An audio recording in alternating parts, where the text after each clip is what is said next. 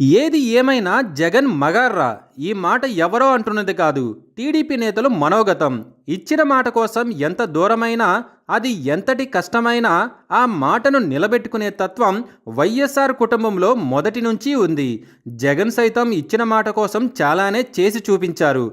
దానికోసం ఆయన రాజకీయంగా చాలానే వదులుకున్నారు. అయినప్పటికీ ఏనాడు బాధపడింది లేదు. జగన్ ఓడిపోయి గెలిస్తే చంద్రబాబు అండుకో గెలిచి ప్రజల్లో ఓడిపోయారు. చంద్రబాబు చెప్పింది చేయడని మొదటి నుంచి ఆయనకున్నదే. సరిగ్గా ఇప్పుడు అదే జరిగింది. ఎన్నికల సమయంలో భారీ హామీలిచ్చి వాటిని అమలు చేయడానికి నానా తంటాలు పడుతోంది చంద్రబాబు ప్రభుత్వం.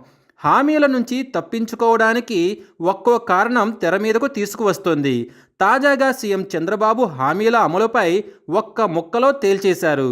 రాష్ట్ర ఆర్థిక పరిస్థితి బాలేదు కాబట్టి ఇచ్చిన హామీలను అమలు చేయలేకపోతున్నామని తేల్చి చెప్పారు. ఇదే విషయాన్ని జగన్ ఎన్నికల ముందు లెక్కలతో సహా చూపించారు. రాష్ట్ర బడ్జెట్కు చంద్రబాబు ఇచ్చిన హామీలకు ఎక్కడా కూడా లెక్క సరిపోవటం లేదని, రాష్ట్ర బడ్జెట్ కన్నా ఇచ్చిన హామీల లెక్కలే ఎక్కువగా ఉన్నాయని జగన్ చెప్పడం జరిగింది. సరిగ్గా ఇప్పుడు అదే జరిగింది. రాష్ట్ర ఆర్థిక పరిస్థితి మెరుగుపడిన తర్వాత హామీలు అమలు చేస్తామని చంద్రబాబు చెప్పుకొచ్చారు. దీన్ని బట్టి చూస్తే ఎన్నికల సమయంలో ఇచ్చిన హామీలు చేయటం కష్టమే అనే అభిప్రాయం వ్యక్తమవుతోంది. ఎన్నికల చివరి ఏడాదిలో హామీలు అమలు చేసి చంకలు గుద్దుకునే ప్రయత్నాలు జరుగుతున్నట్లు తెలుస్తోంది. అయితే హామీలను అమలు చేయడానికి జగన్ కారణాలు ఎప్పుడూ వెతకలేదు. ప్రతి పథకానికి ఓ తేదీని పెట్టి మరీ పథకాలను అమలు చేసిన ఘనత జగన్కే దక్కుతోంది. పైగా కరోనా వంటి కష్టకాలంలో కూడా పథకాలను టైంకి ఇచ్చారు జగన్.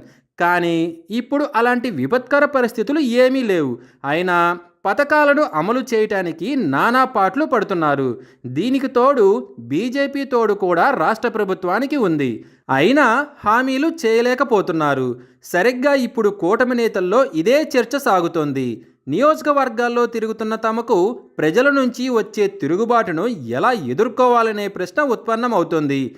జగన్ ఇచ్చాడు కదా, మీరు ఎందుకు ఇవ్వడం లేదని ఎమ్మెల్యేలను ప్రజలు ప్రశ్నిస్తున్నారు.